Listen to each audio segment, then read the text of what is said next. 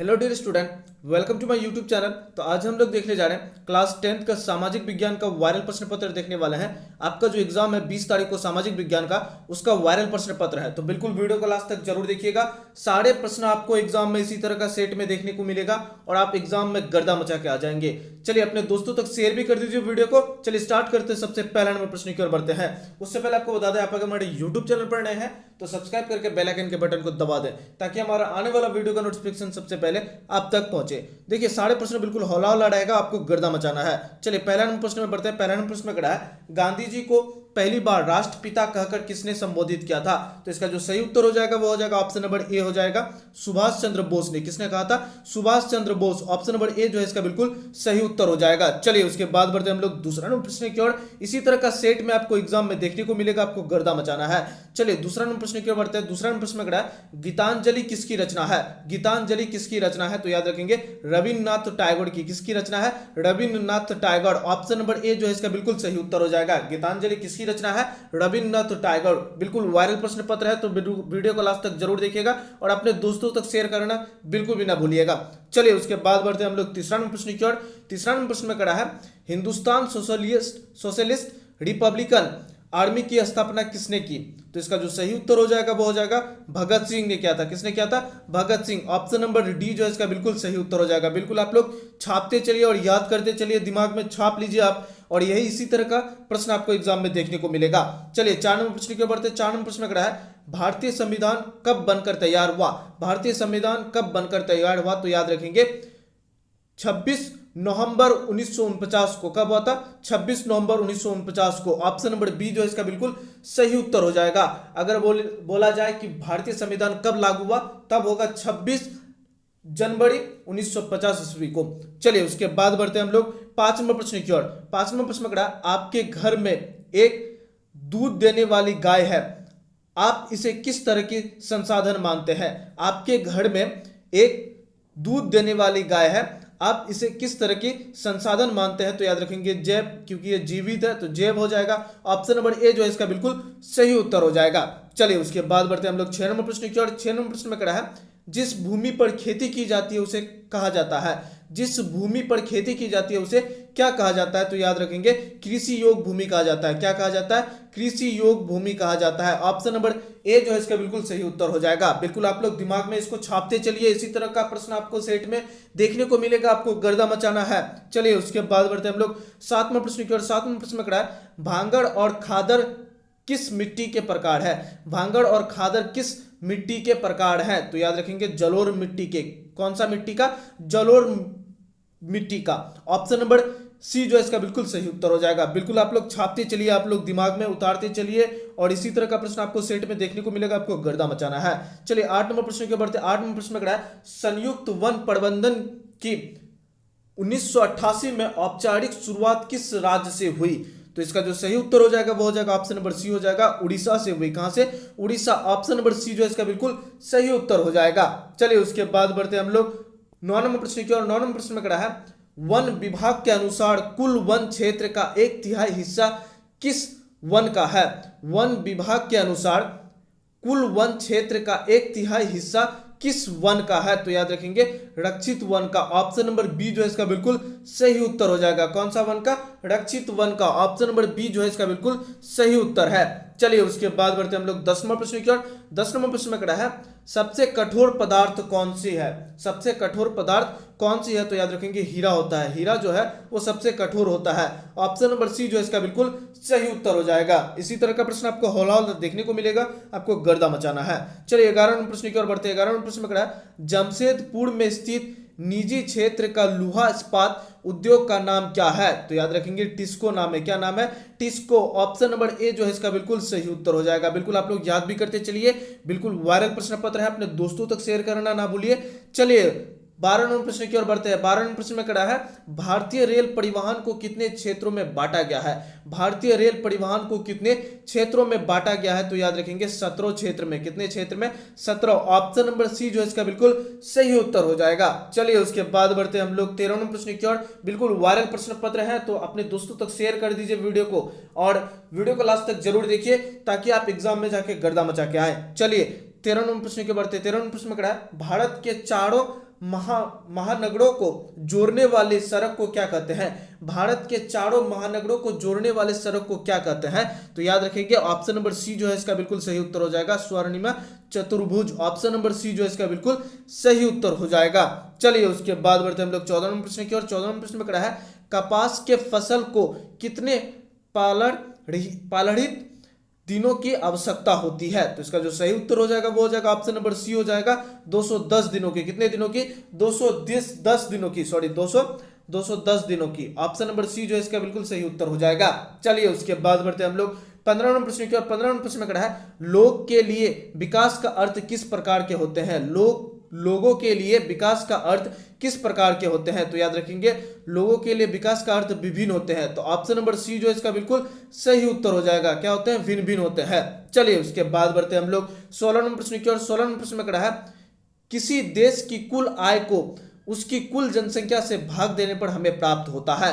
किसी देश की कुल आय को उसकी कुल जनसंख्या से भाग देने पर हमें प्राप्त होता है। प्रति व्यक्ति आय भी प्राप्त होता है और औसत आय भी प्राप्त होता है। तो उसका जो सही उत्तर हो जाएगा वो हो जाएगा ऑप्शन नंबर सी हो जाएगा। ए और बी दोनों होता है। तो ऑप्शन नंबर सी जो है इसका बिल्कुल सही उत्तर हो जाएगा। चलिए उसके बाद बढ़ते हैं हम लोग 17 नंबर प्रश्न की ओर। 17 नंबर प्रश्न में कहा है कृषि डायरी खेती निम्नलिखित में किस क्षेत्र में आते हैं? कृषि खेती निम्नलिखित में कौन सा क्षेत्र में आता है? तो याद रखेंगे प्राथमिक क्षेत्र में आता है। कौन सा क्षेत्र में? प्राथमिक क्षेत्र में। ऑप्शन नंबर ए जो है इसका बिल्कुल सही उत्तर हो जाएगा। चलिए आप लोग याद भी करते चलिए, इसी तरह का प्रश्न आपको एग्जाम में देखने को मिलेगा। इसी तरह का सेट बना हुआ रहेगा, आपको गर्दा मचा के आना है। चलिए 18 नंबर प्रश्न की ओर बढ़ते हैं। 18 नंबर प्रश्न में कहा है तीर्थ क्षेत्र को डैश क्षेत्र के नाम से जाना जाता है। तीर्थ क्षेत्र को डैश क्षेत्र के नाम से जाना जाता है। तो याद रखेंगे सेवा क्षेत्र के नाम से जाना जाता है। कौन सा क्षेत्र से? सेवा क्षेत्र के नाम से जाना जाता है। तो ऑप्शन नंबर बी जो है इसका बिल्कुल सही उत्तर हो जाएगा। इसी तरह का प्रश्न आपको होला वाला प्रश्न आपको एग्जाम में देखने को मिलेगा, आपको गर्दा मचाना है। चलिए 19 नंबर प्रश्न की ओर बढ़ते हैं। 19 नंबर प्रश्न में कहा है बैंक जमा राशि के बड़े भाग का उपयोग किस लिए करते हैं? बैंक जमा राशि के बड़े भाग का उपयोग किस लिए करते हैं? तो याद रखेंगे ऋण के लिए, लोन देने के लिए करते हैं। तो ऑप्शन नंबर ए जो है इसका बिल्कुल सही उत्तर हो जाएगा। चलिए उसके बाद बढ़ते हैं हम लोग 20 नंबर प्रश्न की ओर। 20 नंबर प्रश्न में कहा है विनिमय का माध्यम किसे कहा जाता है? विनिमय का माध्यम किसे कहा जाता है? तो याद रखेंगे मुद्रा को कहा जाता है। किसको कहा जाता है? मुद्रा को कहा जाता है। तो ऑप्शन नंबर सी जो है इसका बिल्कुल सही उत्तर हो जाएगा। चलिए उसके बाद बढ़ते हैं हम लोग 21 नंबर प्रश्न की ओर। 21 नंबर प्रश्न में कहा है यंग इटली की स्थापना किसने की? यंग इटली की स्थापना किसने की? तो 21 का जो सही उत्तर हो जाएगा वो हो जाएगा ऑप्शन नंबर ए हो जाएगा, रूसो ने किया था। किसने किया था? रूसो ने किया था। ऑप्शन नंबर ए जो है इसका बिल्कुल सही उत्तर हो जाएगा। बिल्कुल आप लोग याद भी करते चलिए, इसी तरह का सेट आपको एग्जाम में देखने को मिलेगा, आपको गर्दा मचा के आना है। चलिए 22 नंबर प्रश्न की ओर बढ़ते हैं। 22 नंबर प्रश्न में कहा है असहयोग आंदोलन की स्थापना किस घटना से हुई? असहयोग आंदोलन की स्थापना किस घटना से हुई? तो याद रखेंगे चौरी चौड़ा हिंसा कांड से हुआ था। ऑप्शन नंबर सी जो इसका बिल्कुल सही उत्तर हो जाएगा। चलिए उसके बाद बढ़ते हैं हम लोग 23 नंबर प्रश्न की ओर। 23 नंबर प्रश्न में कहा है भारत छोड़ो आंदोलन की शुरुआत कब हुई? भारत छोड़ो आंदोलन की शुरुआत कब हुई? तो 23 का जो सही उत्तर हो जाएगा वो हो जाएगा ऑप्शन नंबर सी, 1942 ईस्वी में हुआ था। कब हुआ था? 1942 ईस्वी में हुआ था। भारत छोड़ो आंदोलन की शुरुआत कब हुआ था? 1942 ईस्वी में हुआ था। चलिए उसके बाद बढ़ते हैं हम लोग 24 नंबर प्रश्न की ओर। 24 नंबर प्रश्न में कहा है गदर पार्टी की स्थापना किसने की? गदर पार्टी की स्थापना किसने किया? तो 24 का जो सही उत्तर हो जाएगा वो हो जाएगा ऑप्शन नंबर बी हो जाएगा, लाला हृदयलाल ने किया था। किसने किया था? लाला हृदयलाल। ऑप्शन नंबर बी जो इसका बिल्कुल सही उत्तर हो जाएगा। चलिए उसके बाद बढ़ते हैं हम लोग 25 नंबर प्रश्न की ओर। 25 नंबर प्रश्न में कहा है स्वदेशी आंदोलन की प्रेरणा से भारत माता की छवि को किसने चरित्र किया था? तो इसका जो सही उत्तर हो जाएगा वो हो जाएगा ऑप्शन नंबर सी हो जाएगा, अभिनंदन टैगोर ने किया था। ऑप्शन नंबर सी जो है इसका बिल्कुल सही उत्तर हो जाएगा। चलिए उसके बाद बढ़ते हैं हम लोग 26 नंबर प्रश्न की ओर। 26 नंबर प्रश्न में कहा है खुदाई खिदमतगार की स्थापना किसने किया? खुदाई खिदमतगार की स्थापना किसने किया? तो इसका जो सही उत्तर हो जाएगा वो हो जाएगा अब्दुल गफ्फार ने किया था। अब्दुल गफ्फार खान ने किया था। ऑप्शन नंबर सी जो है इसका बिल्कुल सही उत्तर हो जाएगा। चलिए उसके बाद बढ़ते हैं हम लोग 27 नंबर प्रश्न की ओर। 27 नंबर प्रश्न में कहा है इनमें से कौन सा नवीकरणीय संसाधन नहीं है? जल भी नवीकरणीय संसाधन है, पवन भी है, सौर ऊर्जा भी है। तो इसका जो सही उत्तर हो जाएगा वो हो जाएगा ऑप्शन नंबर डी हो जाएगा, कोयला जो है वो नवीकरणीय संसाधन नहीं है। तो ऑप्शन नंबर डी जो है इसका बिल्कुल सही उत्तर हो जाएगा। चलिए उसके बाद बढ़ते हैं हम लोग 28 नंबर प्रश्न की ओर। 28 नंबर प्रश्न में कहा है कितने किलोमीटर के बाद किसी देश का महासागरीय संसाधन पर अधिकार नहीं होता है। तो इसका जो सही उत्तर हो जाएगा वो हो जाएगा ऑप्शन नंबर सी हो जाएगा 200 किलोमीटर के बाद। कितने किलोमीटर के बाद? 200 किलोमीटर के बाद। चलिए उसके बाद बढ़ते हैं हम लोग 29 नंबर प्रश्न की ओर। 29 नंबर प्रश्न में कड़ा है भारत के कुल क्षेत्रफल में कितने प्रतिशत क्षेत्र में पठारी भाग है? भारत के कुल क्षेत्रफल में कितने प्रतिशत क्षेत्र में पठारी भाग है? तो 29 का जो सही उत्तर हो जाएगा वो हो जाएगा ऑप्शन नंबर बी हो जाएगा 27%। कितने प्रतिशत? 27%। ऑप्शन नंबर बी जो है इसका बिल्कुल सही उत्तर हो जाएगा। चलिए आप लोग याद भी करते चलिए आप लोग। चलिए उसके बाद बढ़ते हैं हम लोग 30 नंबर प्रश्न की ओर। 30 नंबर प्रश्न में कड़ा है मृदा अपवर्तन का कौन सा कार्य नहीं है? मृदा अपवर्तन का कौन सा कार्य नहीं है? तो इसका जो सही उत्तर हो जाएगा वो हो जाएगा ऑप्शन नंबर सी हो जाएगा। हिम जो है वो मृदा अपवर्तन का एक कार्य नहीं है। तो ऑप्शन नंबर सी जो है इसका बिल्कुल सही उत्तर हो जाएगा। बिल्कुल आपको वायरल प्रश्न पत्र करवा रहे हैं तो अपने दोस्तों तक शेयर करना ना भूलें और चैनल पर नए हैं तो सब्सक्राइब कर लीजिए। चलिए 31 नंबर प्रश्न की ओर बढ़ते हैं। 31 नंबर प्रश्न में कड़ा है सत्ता की साझेदारी के क्षैतिज वितरण के अंतर्गत कौन कौन कौन शामिल है? तो इसका जो सही उत्तर हो जाएगा वो हो जाएगा ऑप्शन नंबर डी हो जाएगा विधायिका, कार्यपालिका और न्यायपालिका। ऑप्शन नंबर डी जो है इसका बिल्कुल सही उत्तर हो जाएगा। चलिए उसके बाद बढ़ते हैं हम लोग 32 नंबर प्रश्न की ओर। 32 नंबर प्रश्न में कड़ा है यूरोपीय संघ का मुख्यालय कहाँ स्थित है? यूरोपीय संघ का मुख्यालय कहाँ पे स्थित है? तो इसका जो सही उत्तर हो जाएगा वो हो जाएगा ब्रुसेल्स में। कहाँ पे? ब्रुसेल्स। ऑप्शन नंबर ए जो है इसका बिल्कुल सही उत्तर हो जाएगा। चलिए उसके बाद बढ़ते हैं हम लोग 33 नंबर प्रश्न की ओर। 33 नंबर प्रश्न में कड़ा है सामुदायिक सरकार किस देश से संबंधित है? सामुदायिक सरकार किस देश से संबंधित है? तो याद रखेंगे बेल्जियम से। किससे?